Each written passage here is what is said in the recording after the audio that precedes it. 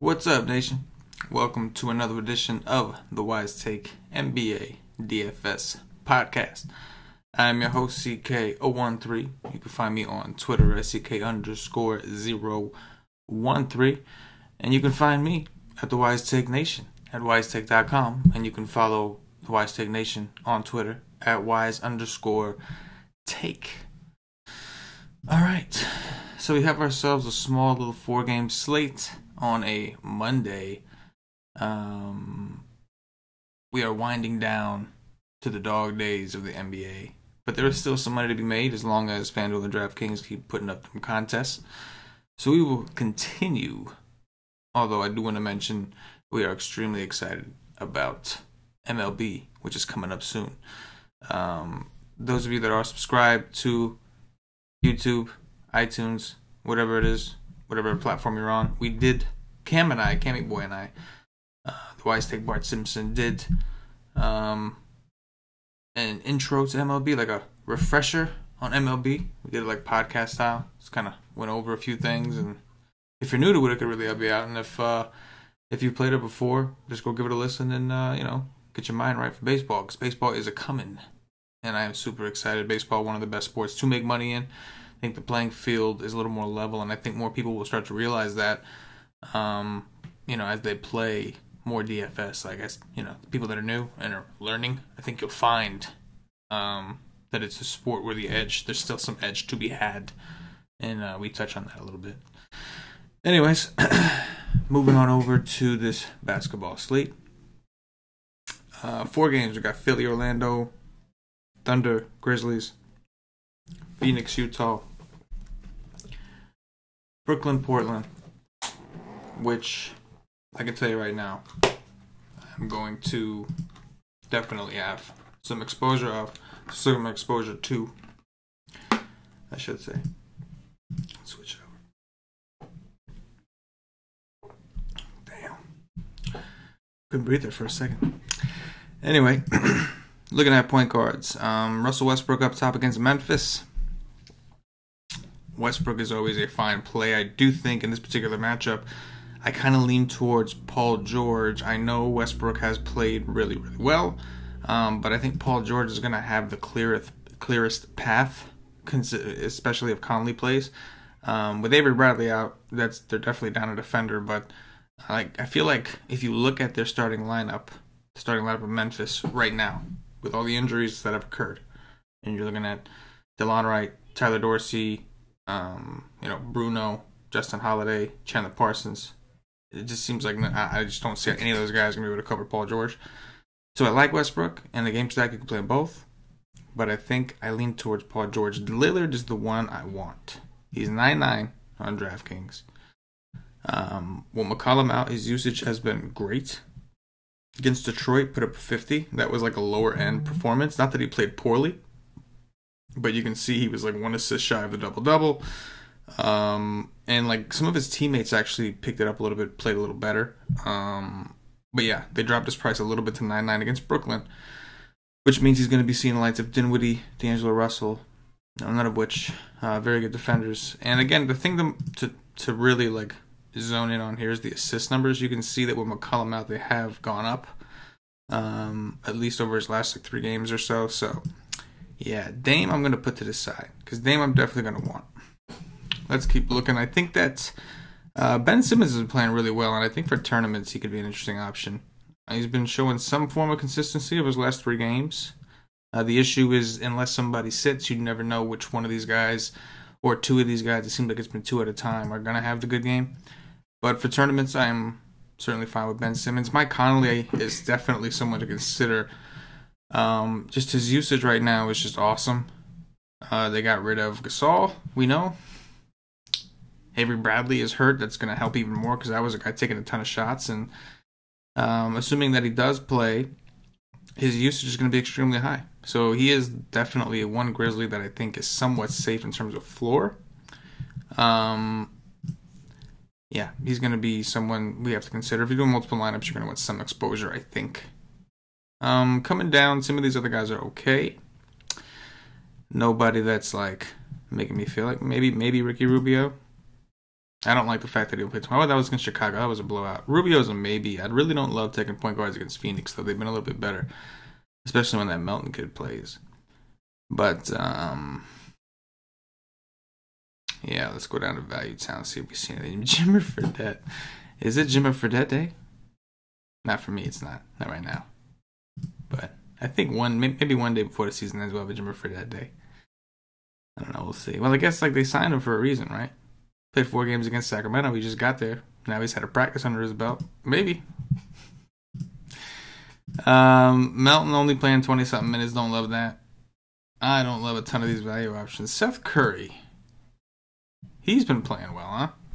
So he looks like someone who's getting a little bit more involved. The rebounds and assists are kind of like you don't know when they're going to be there. It's going to depend on his minutes, which have varied. But he is taking a decent amount of shot attempts. I think Seth Curry is someone you could consider for value with the absence of Mr. CJ McCollum. Tyler Dorsey. So he didn't shoot well his last game. He was after that day he was chalk against Orlando. On the back-to-back he didn't shoot well. 23% from the field. But the minutes were okay, 26. I think with Bradley out there, are going to use him to fill some void. This is a good situation to attack. I do actually like Dorsey at 380. I like his price. Let's go to shooting guards. Booker Mitchell. You could play that game. Either one of them are fine for tournaments, I think. D'Angelo Russell coming on 8-6 now? No, I don't think so. Coming up them games? Yeah. Yeah, I don't know. I think he's okay if you were looking to target that game, but I prefer the Portland side a lot more right now. You know, definitely a better matchup as far as defense goes for Portland, I'd say that. Jimmy Bucket's been playing well. He's another one I think we can consider here against Orlando. JJ Redick, for some odd reason. Well, I think Cash once said, right, that he hates the Magic or something like that. I don't know. But either way, Redick has played well against the Magic. He's got pretty good history. Last time they played was the 5th. He was a little bit cheaper, but he did give you a solid return.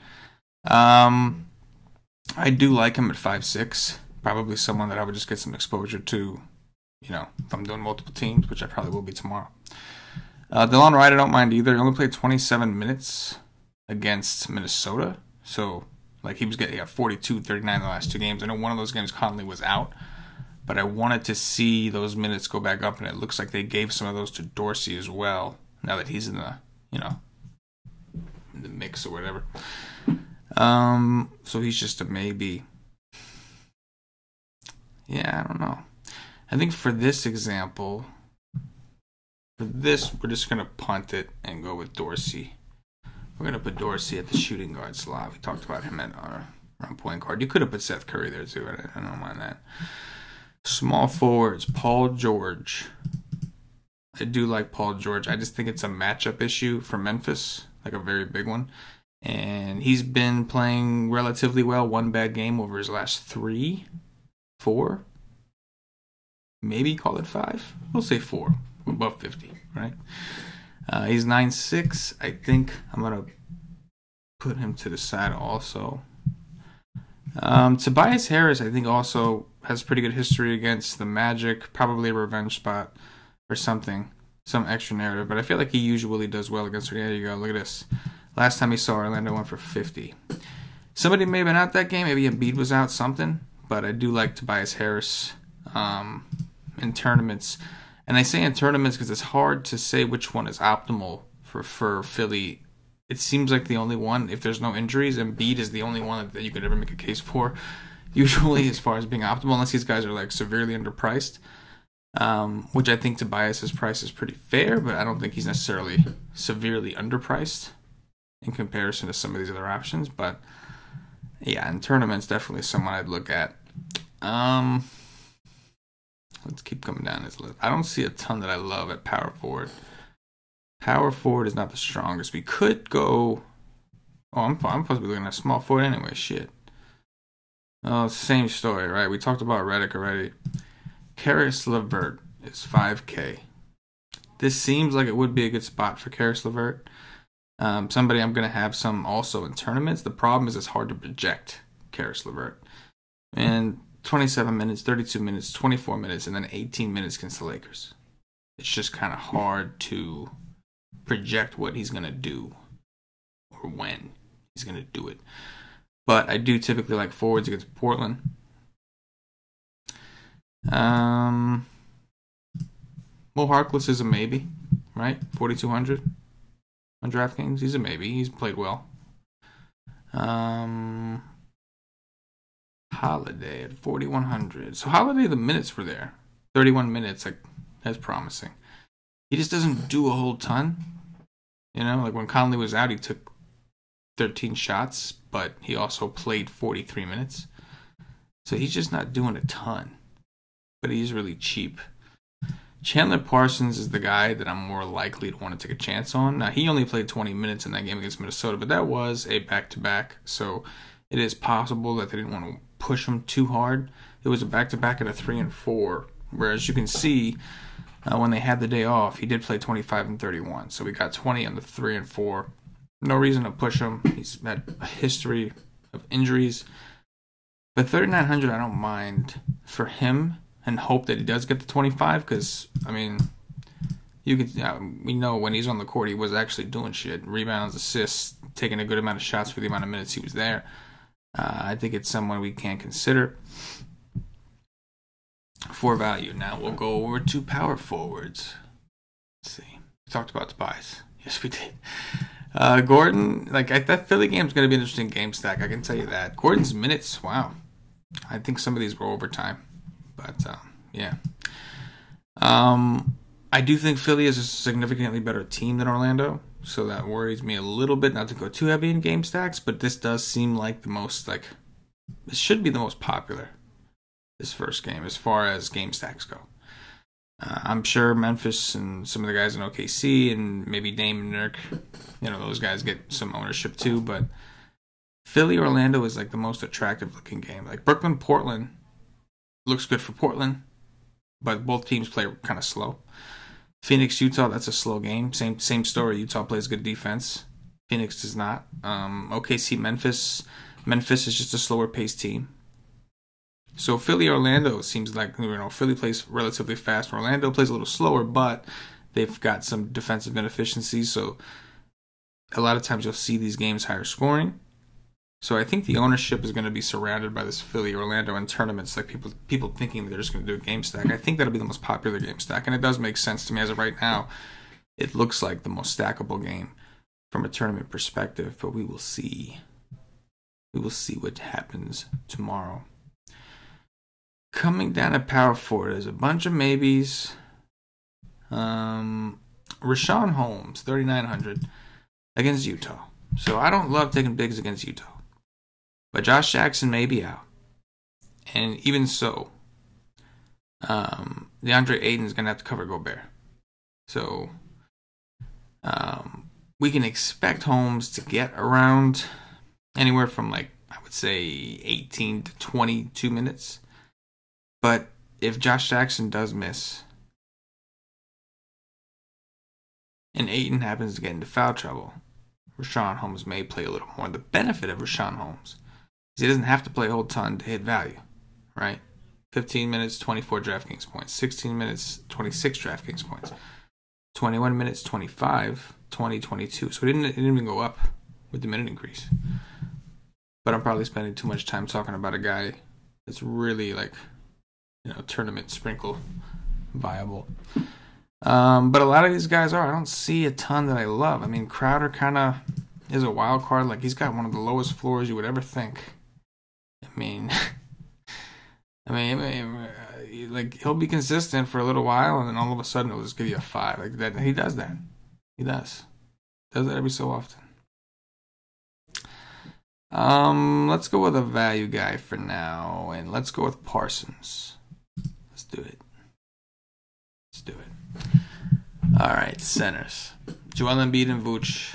I'm cool with both of them for tournaments. Guys that I want some exposure of. Embiid did not play well against Atlanta, or maybe he just didn't have to. Yeah, 45. When, like, let's be real, it's not a terrible game, but for DFS, it is very bad. Played 35 minutes, just didn't shoot a ton. You know. But Vooch is not known for his defense, so I'm cool with Embiid. Vooch on the other end of that, I do like against Philly. He did not play well against Philly last time. This time he's at home. Tournament option. Rudy Gobert can absolutely demolish these dudes. Again, 26 minutes against the Bulls. He went for 51 DraftKings points. He is now going to play Phoenix. I am worried about the blowout. Utah, very good at home. Significantly better team.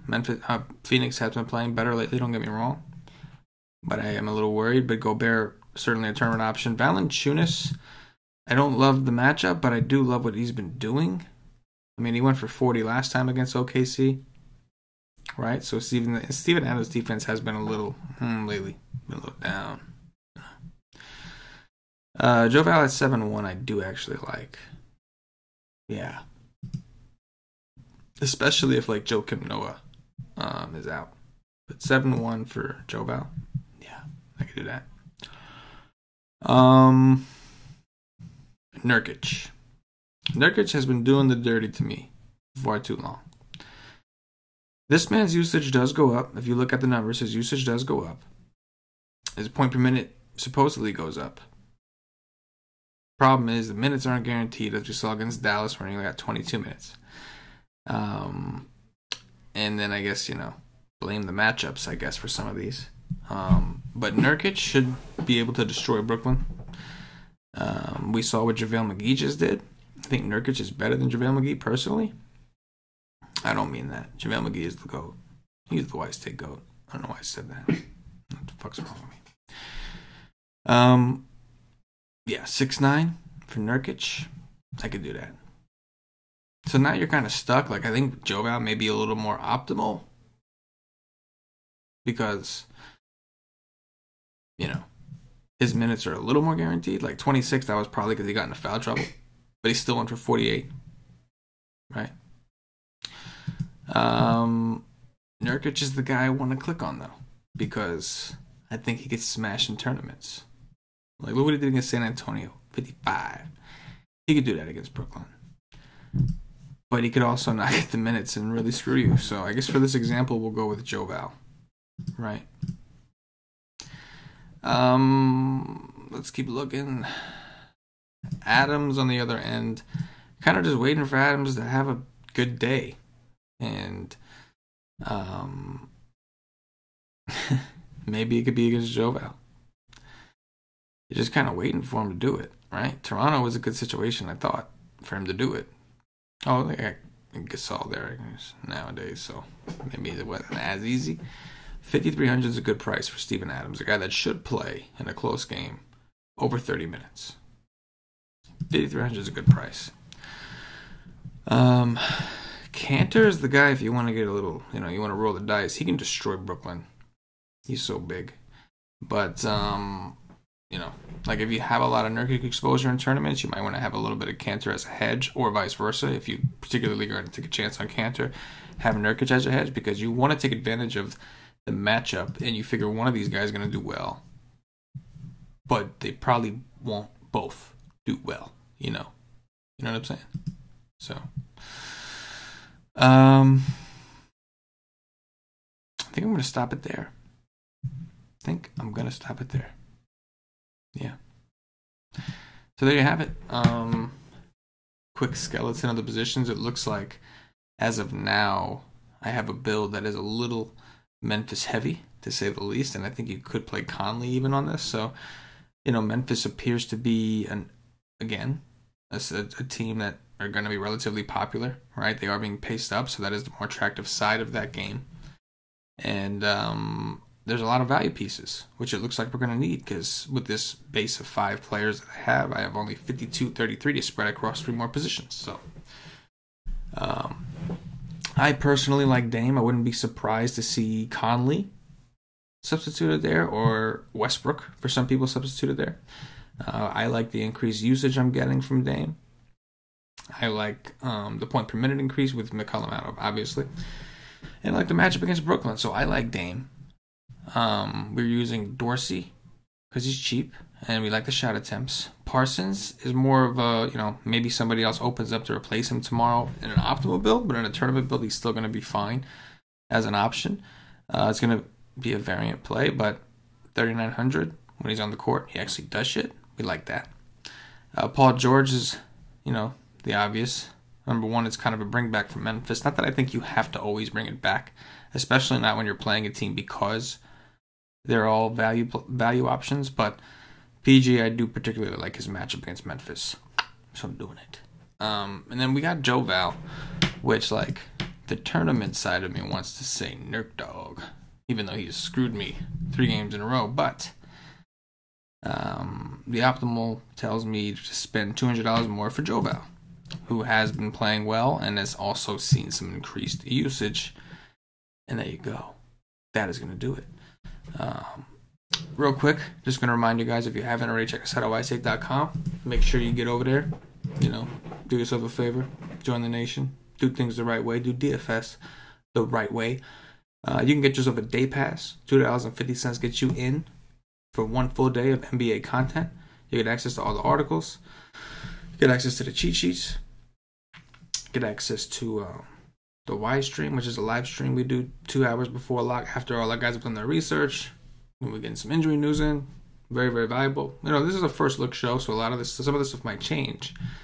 Some of it will be good, but some of it will change between now and tomorrow. So if you want to see what we end up on, see how we react to the news, all the goods, see what the nation's on. Better yet. Well, the day pass, you won't get the Slack chat, so you missed that. But you will get the actual content. To get the Slack chat, which is one of the best features at wisestate.com, you need to be a monthly member or higher. So go to wisestate.com, check out the packages, get yourself some merch, hoodies, t-shirts on the site. And the NBA bet's still going strong. Still going strong for free. NBA bets, college bets, up on wisestate.com. Go check it out.